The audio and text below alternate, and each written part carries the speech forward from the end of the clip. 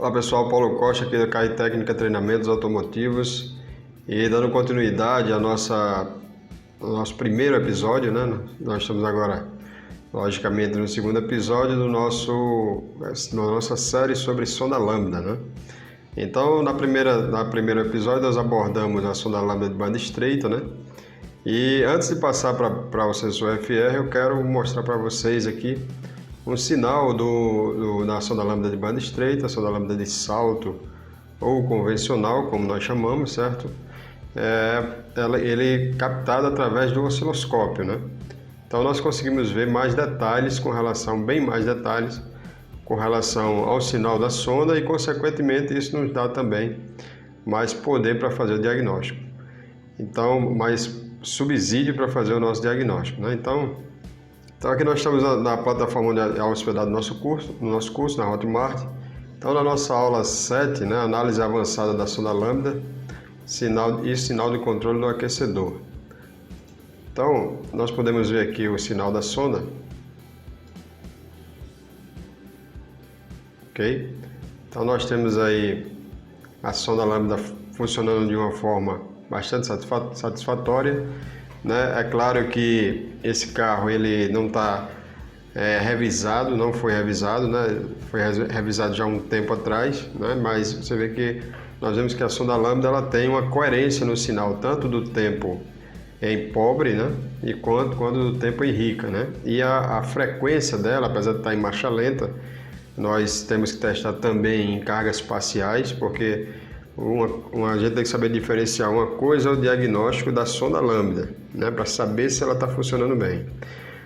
Outra coisa são as informações que o sinal da sonda lambda nos dá, né, os indícios para a gente fazer o diagnóstico. E uma outra coisa é o diagnóstico do sistema, né, para saber mais ou menos o que eu citei anteriormente, né, no segundo quesito, mas a informação que a sonda lambda vai nos dar da mistura ar-combustível que está acontecendo no motor. Então eu preciso testar em marcha lenta, que tem defeitos que afetam só a marcha lenta, e preciso testar também em cargas parciais, que tem defeitos que eles somem, né, em cargas parciais, ou então só acontecem em cargas parciais. Então eu preciso pegar a sonda lambda também como parâmetro para o meu diagnóstico, né? Não necessariamente o defeito vai ser da sonda, mas ela vai, claro, né, como muitos já sabem, né, todos os profissionais já sabem, ela vai nos informar como é que está essa queima, né? Então eu preciso testar no máximo de cargas, de regime de funcionamento possível. Agora, quando eu quero testar a sonda para saber a resposta dela se está rápida, tá certo? Eu, particularmente, eu vejo em marcha lenta e também vejo em cargas parciais, tá certo? A gente vê através desse sinal que por essa condição aqui, né, essas quedas que o sinal dá, que possivelmente esse motor pode estar com algum problema, de combustão, né? Então a gente tem que verificar lá tudo que tem relação com a combustão. Mas também, por outro lado, como eu citei no início, ele também não está um sinal tão ruim assim, né? Existe uma coerência com relação ao sinal dessa sonda. Bom, então esses e várias outras abordagens nós fazemos no nosso treinamento, né, com relação ao sinal, a observação do sinal da sonda lambda para diagnosticar tanto ela como para ajudar também a diagnosticar o sistema associado às informações de ajuste de curto, longo prazo, né, fator lambda. Então tudo isso ele entra no momento do diagnóstico. Agora sim, vamos partir para o sensor FR. Então o sensor FR, como podemos ver, ele é muito semelhante à sonda lambda, né? Ou sensor FR, ou então sonda lambda de banda larga de 4 fios, né? Muito utilizado principalmente pela linha japonesa. Então ele é muito semelhante ao sensor de banda larga, né? Fisicamente falando, ele é praticamente igual. Aqui nessa figura nós temos aí um sensor, né, do Etios, ok? Aqui os 4 fios, os 2 pretos do aquecedor, ao contrário da sonda lambda de banda estreita, né? Nós temos os 2 fios que são do aquecedor, são brancos. Aqui nós temos os 2 fios pretos e o azul e o branco são os fios por onde vai a alimentação ou DDP. E esse modelo aqui é o sensor FR do Suzuki Gravitara. Bom, então, quais são as vantagens desse sensor, né, do sensor FR? Então, motores mais modernos trabalham em determinados regimes de funcionamento com mistura muito pobre, né? Então, o sensor de banda estreita, o nosso sensor convencional, ele não é um sensor que ele não atende a essas condições de funcionamento, a essas condições de regime de funcionamento. Então, a relação ar combustível é muito pobre. Esse sensor, o FR, ele pode ler misturas entre 7, né, misturas ricas, até 22:1. Então, misturas extremamente pobres, né? Então, como vocês podem ver aqui nessa ilustração, o range de leitura, né, da sonda lambda de banda estreita, ele é bem curto, né, bem estreito, né, como o próprio nome dela sugere. Então nós temos aqui a mistura rica, aqui nós temos a mistura ideal, né, nesse gráfico aqui eu tenho uma 14,7:1, que seria a relação ar combustível, a RAC da gasolina pura, né? Então aqui nós temos a mistura dentro do ideal, né, o fator lambda 1, e aqui nós temos a mistura pobre, né? Então, dentro desse espaço aqui, que ela consegue fazer a leitura entre mistura rica e pobre, e daí poder, a partir daí, a unidade de comando, né, ela faz a sua interpretação. Já aqui na sonda lambda de banda larga, veja que pelo gráfico aqui nós temos uma banda, né, um range muito maior, né, de leitura, né, quando ela sai de rico, que é mais ou menos essa faixa aqui, até ela chegar à mistura pobre, né? E aqui no centro a gente tem ali a mistura dentro do ideal, né? Então veja que aqui eu tenho no eixo Y nós temos a unidade de medida amperes, né, ou miliamperes aqui. Tá certo? Aqui nós temos positivo, negativo, e aqui nós temos o zero, e veja que ele cruza exatamente com o centro, né, da mistura ideal. Ok? Para cima nós temos a mistura extremamente pobre, e para baixo nós temos a mistura enriquecendo até ficar extremamente rica. E veja que quando o gráfico ele sai do centro, né, o 0 miliamperes vai para positivo, né, nós temos a mistura pobre, ok? E quando ele vai para negativo, nós temos, né, a mistura rica. Então, o primeiro ponto a ser observado é que o sinal é trocado aqui, né? Quando eu tenho a mistura rica, aqui na sonda lambda de banda estreita, sempre que eu tenho o valor positivo, quanto mais positivo, eu tenho a mistura rica. E sempre que o valor está negativo, eu tenho a mistura pobre, né? E já lá é o inverso. No caso da sonda lambda de banda larga, então sempre que o valor em miliamperes, não em tensão, é um outro detalhe, tá certo? Ele fica negativo, tá certo? Eu tenho a mistura rica, né? A mistura está enriquecendo. Sempre que ele fica positivo, ele está indicando que a mistura está pobre. Então esse é o primeiro ponto. Primeiro ponto que você vai observar, você vai ter o cuidado de memorizar isso, certo? Então sempre que positivo, mistura pobre, negativo, mistura rica. E esse valor, nós vamos ter essa informação lá no scanner, que a gente vai ver daqui a pouco. Então aqui no PDF do nosso curso nós temos alguns detalhes aqui, como por exemplo, aqui foi no momento de uma aceleração, ok?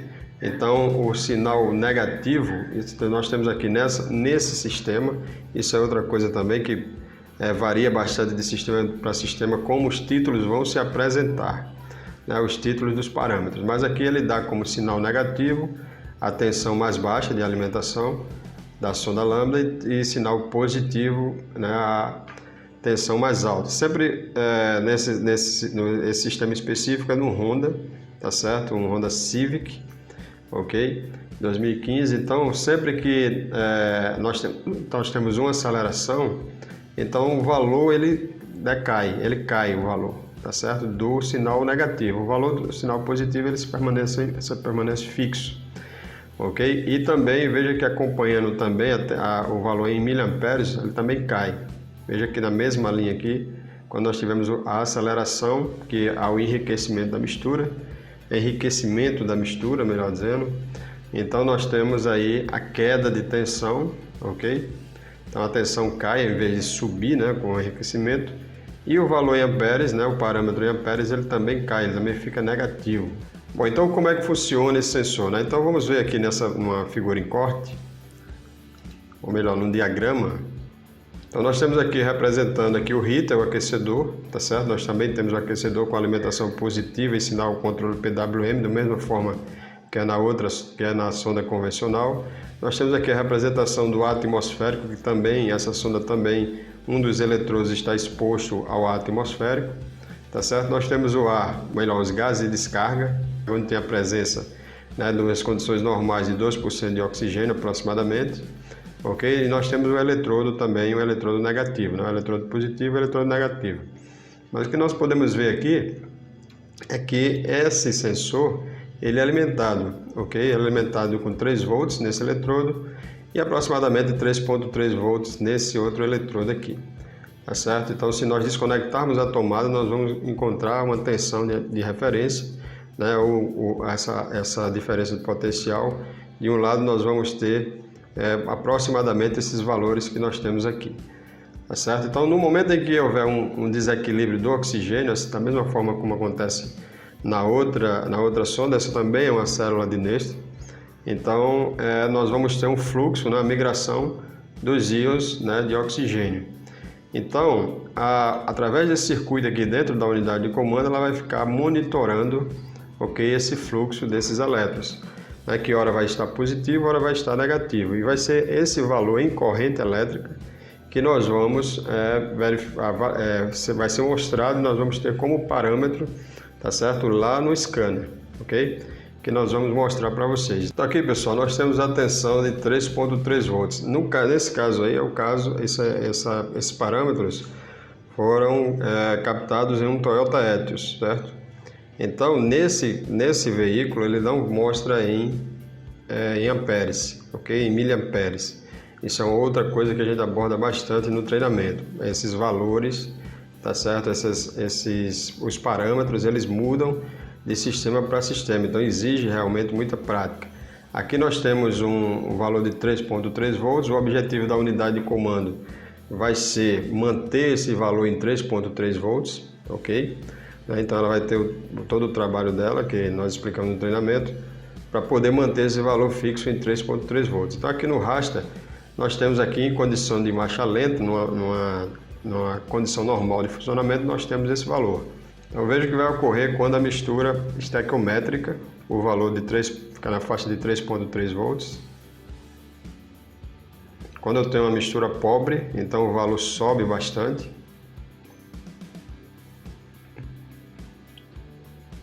E agora quando a mistura ficou rica, então o valor cai, ok? E nesse outro exemplo, então nesse exemplo aqui nós temos, né, esse aqui também faz parte de uma das aulas do curso, nós temos uma sonda lambda de banda larga, mas esse parâmetro aqui, certo? Por exemplo, na linha no Gravitara, né, na Suzuki, nós temos esse valor aqui em amperes, assim como também a gente encontra lá na Honda também, ok? E vai encontrar em outros sistemas, né, que usam sonda lambda de banda larga de 4 fios. Então veja que quando está em marcha lenta, né, aqui eu tenho marcha lenta, condição normal de funcionamento, veja que o valor vai estar sempre variando em torno, certo, de 0 miliamperes, ok?